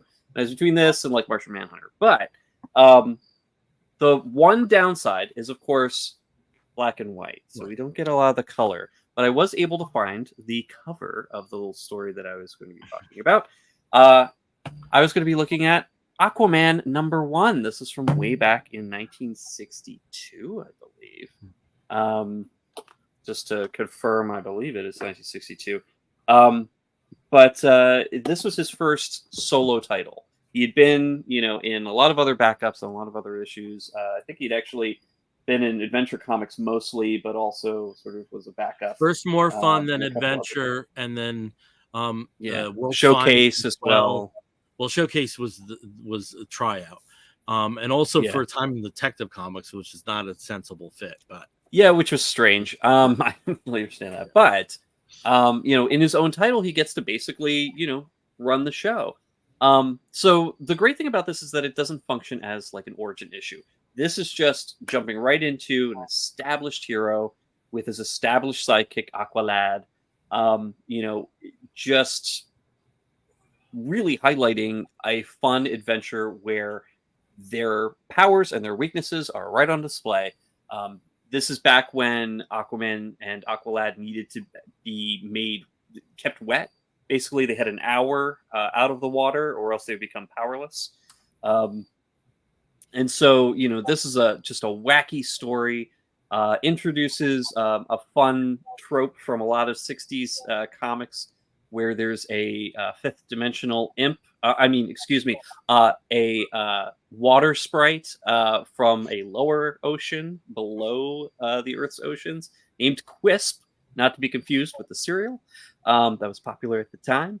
But basically they go and are fighting a trio of fire trolls that have come out of like a volcanic vent in the ocean, and it's fun. It's goofy. They are overcoming obstacles. They're barely doing any damage to the fire trolls themselves. In fact, this is probably one of the more interesting comics that I've read, where there's not a lot of actual fist fighting going on. They have to actually come up with alternate ways to stop these unstoppable creatures. And this is it's fun. The art is all by Nick Cardy, who's all over, early 60s DC. The author on this one's not given credit in Showcase, but I was able to find out later it's Henry Boltonoff. Yep. Was the one at who this time it was Jack Miller and Henry Boltonoff were more than likely the writers of the Unknown. Absolutely. Series. Yeah, which is kind of frustrating to me. I mean, today's comics universe, you want to give everybody credit. But no one the writer, was the artist, the inker. Yeah, exactly. No it's like, who wrote this? Who drew this? Well, it doesn't matter. We're having a good time. Mm-hmm. But it's a fun story, and to me, kind of personifies like a great Silver Age superhero comic. It's fun. It's goofy. They get in all sorts of scrapes, but they always make it out at the end. So or at least very much DC. Silver Age superhero story. Yeah. I think there's important things to know. Again, his the 3 issues of Showcase that are in that volume were the first time an Aquaman story went beyond eight pages. He never fronted a book until then, and the focus on the licensing and the prominence of Aquaman was enough that he was one of the first DC heroes to have an animated series in 1967. So, and if you look at the licensing, he's up there with Superman, Batman, and Wonder Woman, which people always talk about Super Friends. Why was Aquaman then? Well, because a lot more people knew who Aquaman was than they knew Flash or Green Lantern. Just because the way that the licensing and the appearances outside of comics went. Steve, if you can just put that graphic back up. There's also something very important to note. This is the first time we get the classic Aquaman logo, which, as far as I'm concerned, is in the top 3 logos of all time. I absolutely love this logo design. It's sleek. It's simple, and there's still, because there's the arch, it's powerful. I love they kind of better it a little bit as time goes on. It becomes a little more powerful, a little more edge to it, but I just absolutely love this logo. And another important thing to note is it says Aquaman, but Aqualad is as much a principal character as Aquaman is in these stories.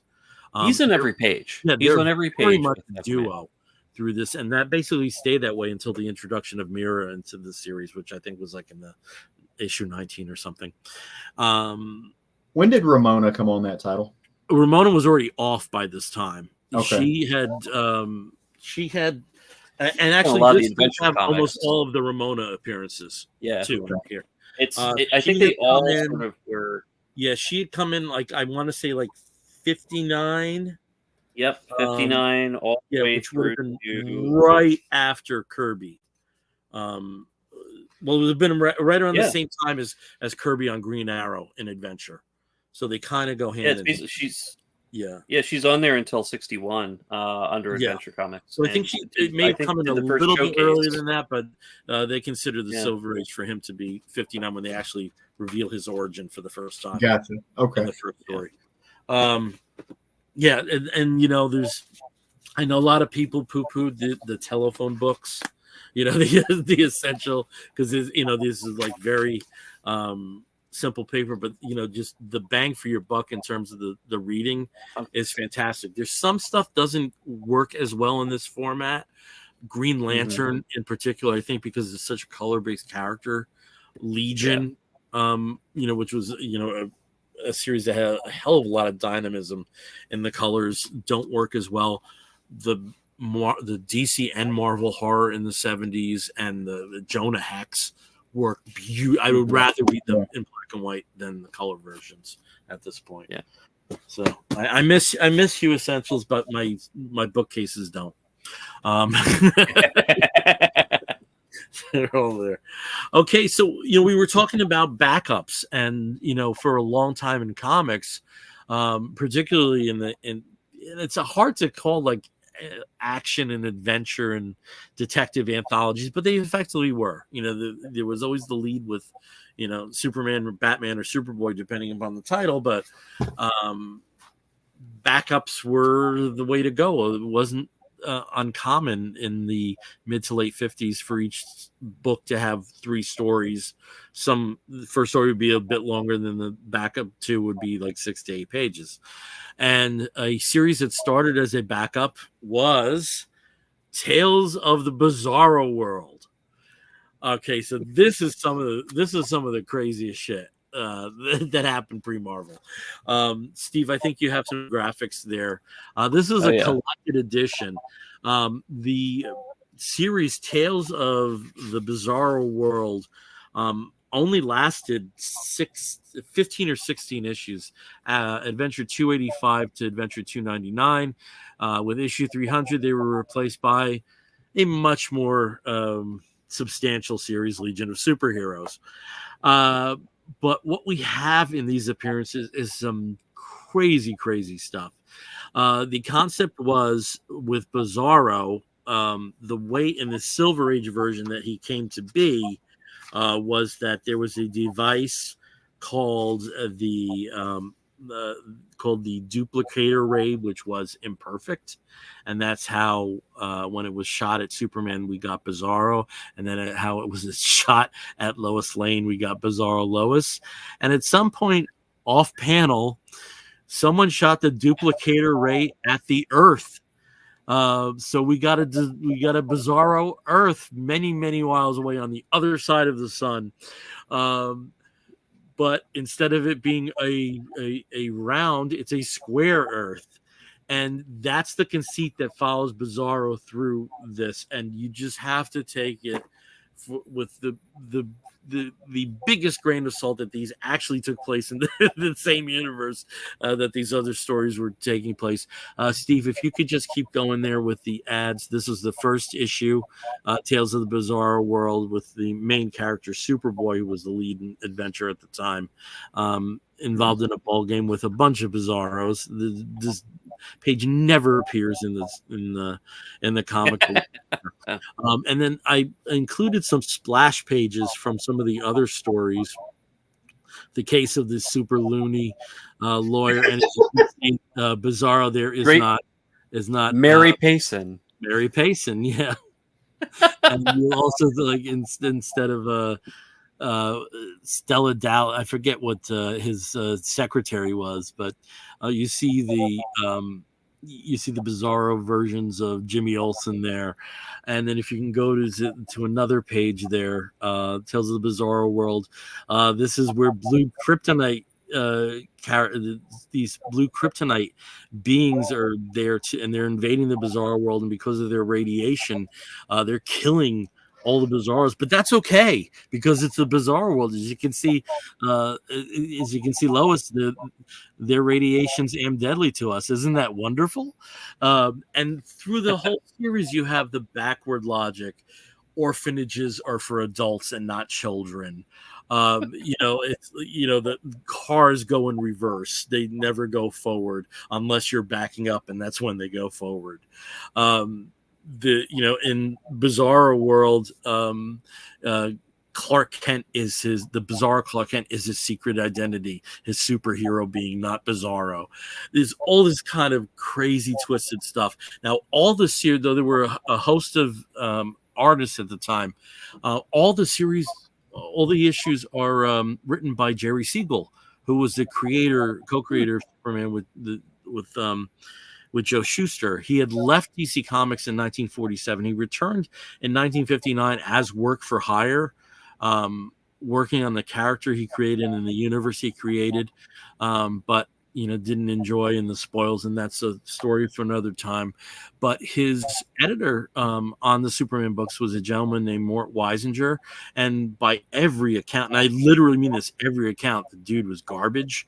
But there is something about Mort Weisinger's dictatorial control that provided for Jerry Siegel having a renaissance as a writer. And through the Superman stories, especially the imaginary stories that take place, the Supergirl, Jimmy Olsen, Siegel also, basically shepherded the Legion of Superheroes through their first appearances as a team in their own feature. He was kind of at the top of his game. And I think there's something about the tension of having an asshole editor who had good ideas. He did have good ideas. He may have not been great in the way he conveyed them. And Jerry being terrified of being fired for not living up to the assignments. It's really good writing. And you see when he's free from that and goes to Archie and writes their superhero lines, the stories are garbage. They're terrible. So, we were talking about Stan and Jack, and Mort and Jerry is a weird twist that I wish the guy didn't have to go through it. But at the same token, you have this to read, and the story is wonderfully quirky. And I wish someone would take a really almost like a Zach Crucy look at Siegel during this time period, because he basically only wrote Superman universe stories. There's 2 Adam Strange stories in the mix, and that's it. I was surprised how they were of a higher brow than I thought, reading these initially as a kid as reprints. And there's just some great twisted ideas in here. And this is, another book technically out of print, but you can find it everywhere for pretty quick. And it's all the stories. It's the entire series of backups. So Tales of the Bizarro World, another Silver Age gem. So awesome. All right. The square wheels kill me every time. Yeah. There's just so much, and like this. Just look, it's a throwaway, but the stenographer in the court. I'll leave that to be a surprise for people. All right, so we've given you some Silver Age suggestions, and this was a little different episode for us, but I had a really good time talking about the 6 series that we did. This is cool, All right, well, we're going to start wrapping up the Comic Book Bears podcast episode that we're involved in right now. And when we do wrap up an episode, the first segment we get on our road to the end is something we call Geek Gets, where we spotlight something that we may have gotten in the 2 or 3 weeks since we were together. Caleb, do you have a Geek Get? I do. So I pulled a Bill. Oh, God, I'm knocking stuff over. I pulled a Bill Zanowitz this past week. And I went to a concert on a weekday. And so one of my favorite bands, who is they're in I call them folk punk, but honky tonk punk. I don't know what you want to call it. It's Sarah Shook and the Disarmers. And saw them on Tuesday. I fell in love with this band about a year ago. Was very happy to see that they were playing a place here in Little Rock called the Whitewater Tavern, which is legendary in its own right. It's a dive bar, but there have been some insanely amazing and talented and big names that have come through there and play. So I went to a show on a Tuesday night and got about 2 foot off the stage. Nobody was in front of me and just had a blast. And, got to meet the band, hung out with them for a little bit. I think Steve, I sent you, there we go. Yeah, that is Sarah Shook and myself just having a good little time there, hanging out. And that got down in the crowd and played in and among the crowd. So we had a wonderful time. Picked up the 2 albums of theirs that I don't own.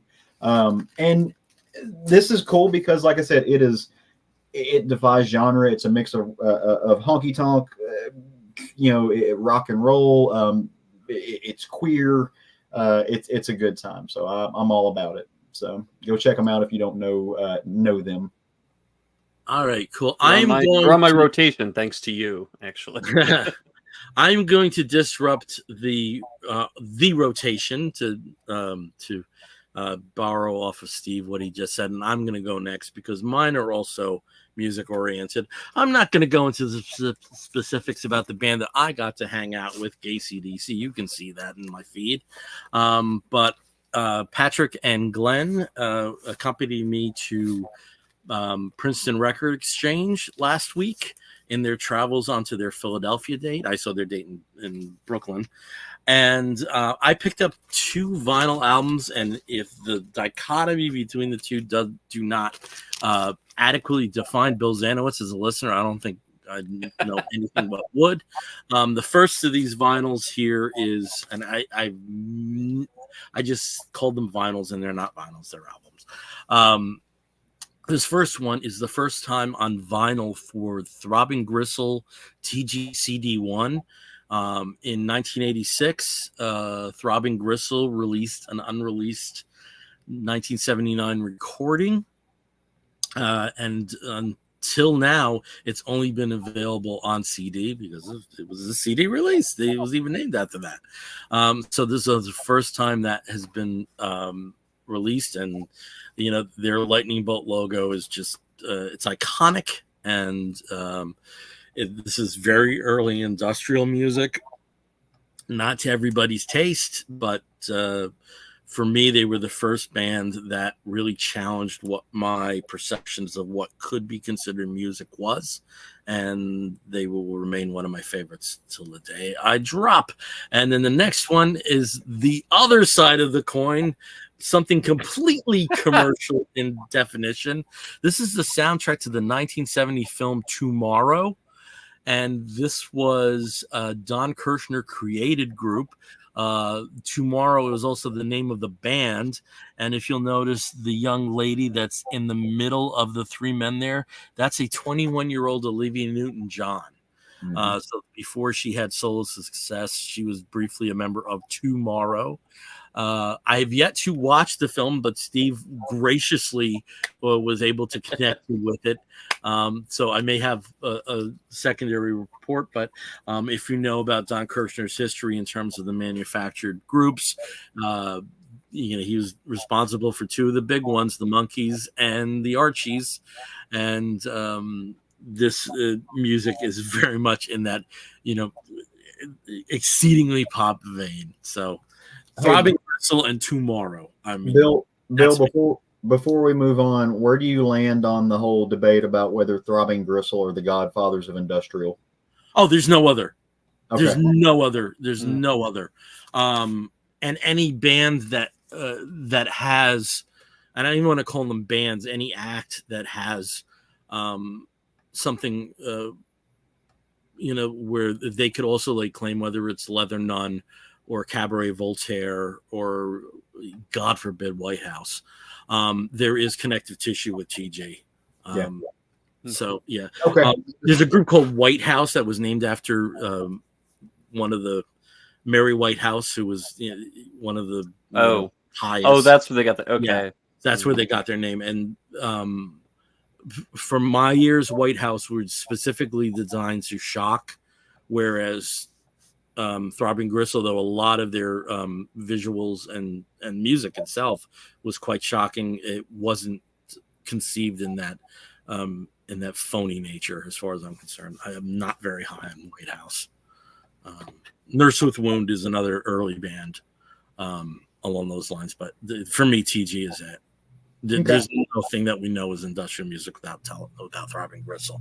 And then if I can just interrupt, I did receive a beautiful gift in the mail from one Caleb Alexander McKenzie, and now I can proudly display my Rob Halford Final Pop. So thank you for that, Caleb. You are more than welcome. Okay. Awesome. Okay, Steve. So I don't think your Wolf of the Week are music related. So why don't you go? And I think we actually see it behind you.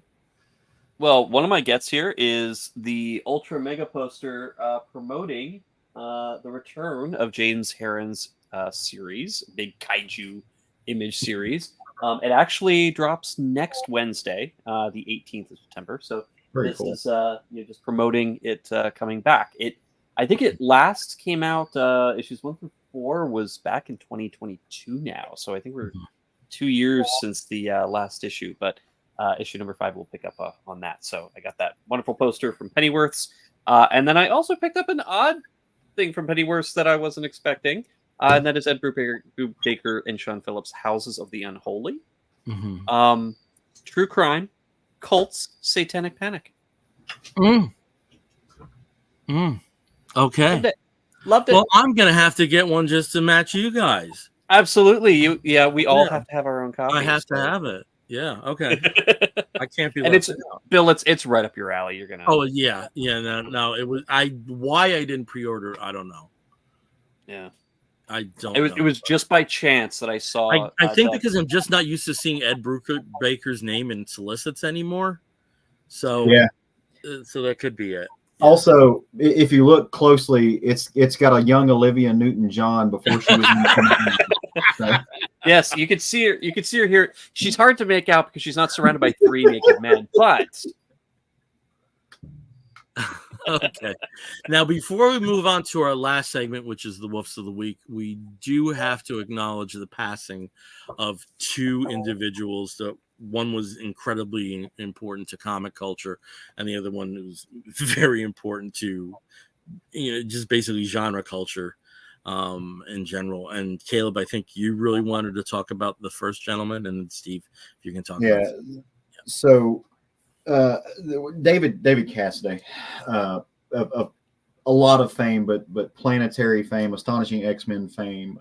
He passed away at the age of 52. I think there was some issues. I think he had a heart attack. I'm not 100% sure though. There's been different reports. I'm not gonna. I didn't know the person, right? I didn't know the man, but by all accounts, he was loved by so. I shook his hand once, and I have autographs on a few issues of Lone Ranger.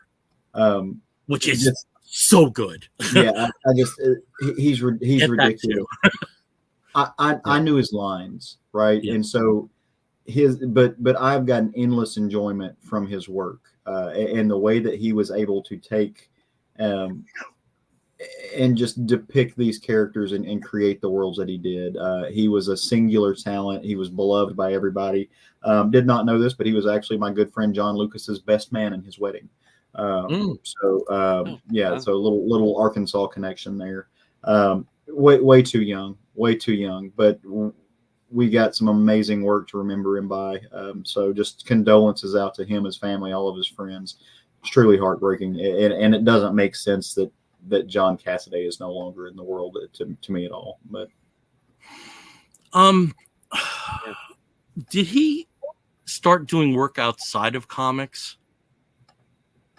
Because really, because he hasn't been on. I remember him on, apart from covers, was the first Star Wars arc, and at this point, that was 2015. I'm assuming he did, but I don't know. Who knows how much money he made off of the work that the astonishing X-Men. And also, it just the covers work could have been,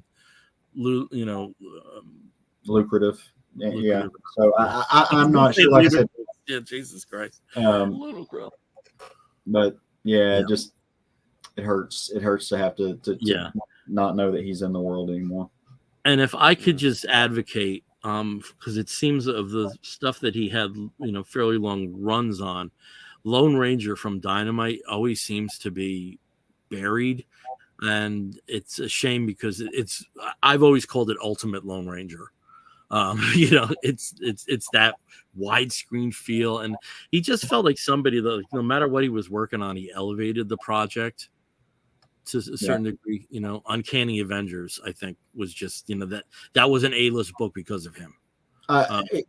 If you get a chance, go read Mark Waid's post about it, about his passing. And Mark Waid, I think Mark Waid was integral in making him kind of a household name in comics. But Mark Waid said, I didn't discover that guy.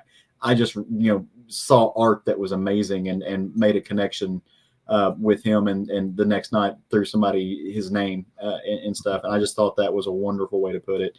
He was a household name before he knew it. So just had to make the right connections. Yeah, I'm seeing cover credits up to 2024. So it may have been the case that he just transitioned to cover work. Yeah. Okay. And then Steve, if we can talk about the other gentleman. So the second person who also passed away this past week was Carl Moline, and again, very young. I think he was only 51. Okay, we're talking about a third person then. Okay. So yeah. Okay. I meant to talk about James Earl Jones. That'll be voice of Darth Vader, Conan villain. Also Doom. Put some respect on his name. I saw him on Broadway. He gave Conan what for? I saw him on Broadway. Fences. The original Fences. Mufasa, Field of Dreams. Yeah. One of the first EGOTs. Field of Dreams. Oh. He was an EGOT winner. Yeah. And a That's voice right, the Sandlot. And the voice that will live forever. Yep, absolutely. And I did want to also mention Carl Moline, and we were talking about artists, and definitely he has had his hand in a lot of stuff over the past 15, 20 years, mostly independent stuff. He did a lot with, the Buffyverse kind of books for Dark Horse, BPRD as part of the Magnolaverse, and several other series. Unity, I think, was the one that I most remembered him from in the Valiant revival from a couple years ago. But again, another sudden, unexpected 51 situation. I mean, 51, and he had literally just canceled about a week and a half ago his appearance at another convention. So it was just sort of out of the blue.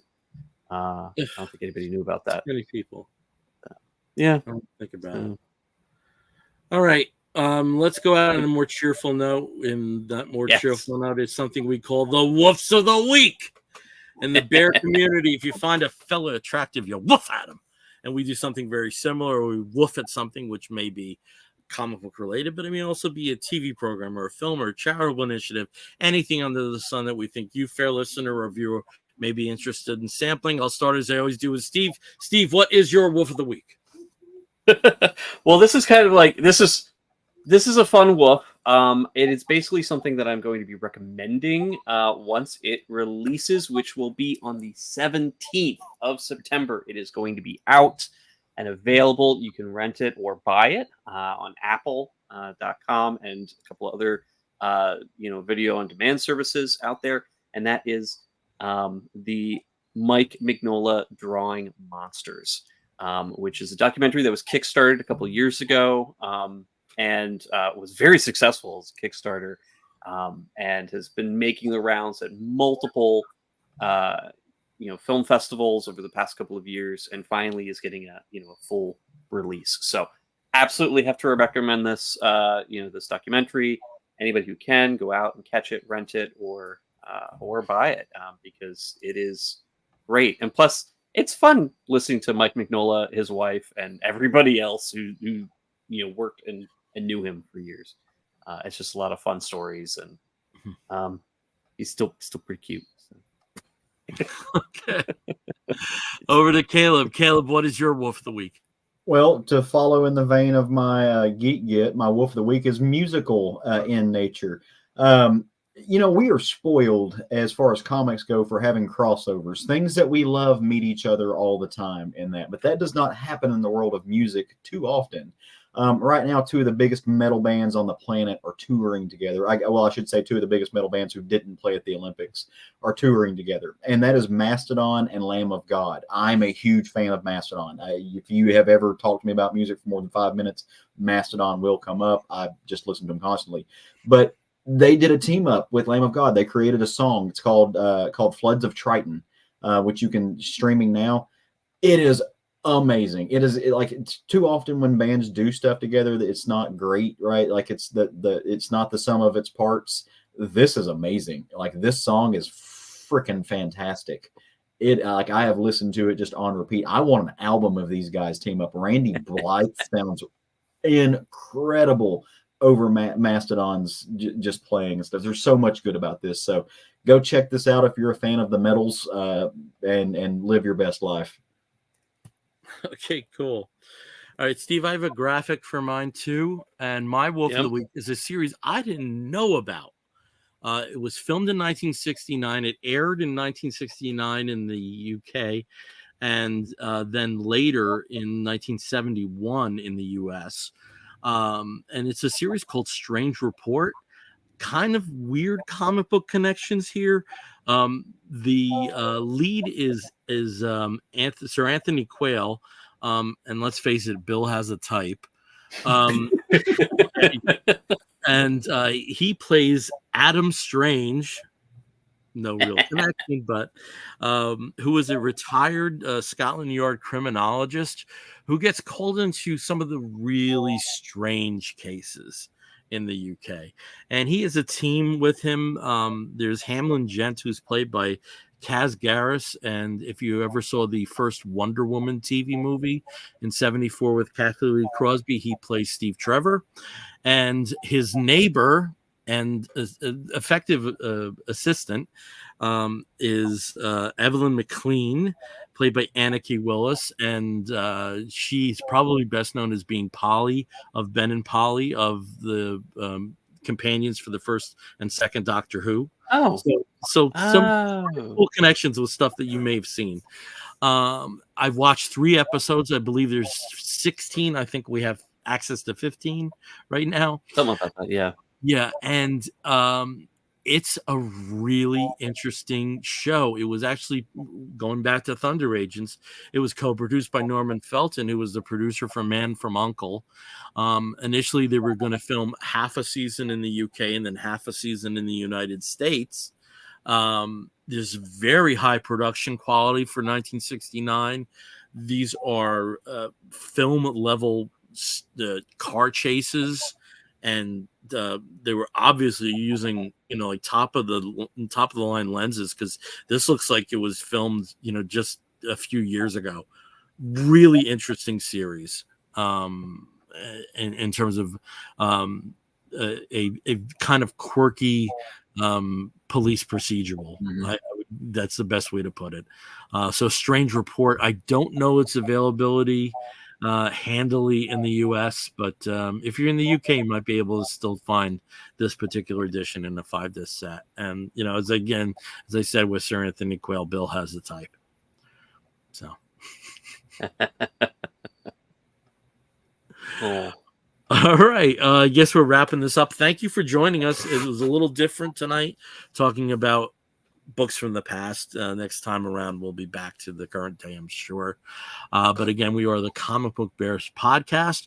You can find us on the Facebook as Comic Book Bears podcast. You can find us on the other social media platforms as Comic Book Bears. If you want to listen to us, you can do so through Apple Podcasts, through YouTube Podcasts, Spotify, and many of the other podcasting platforms.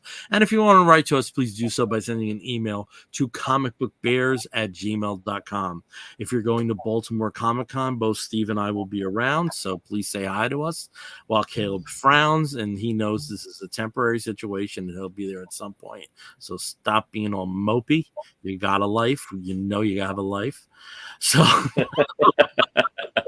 on that quirky note, quirky's come up a lot tonight. It has. Exactly.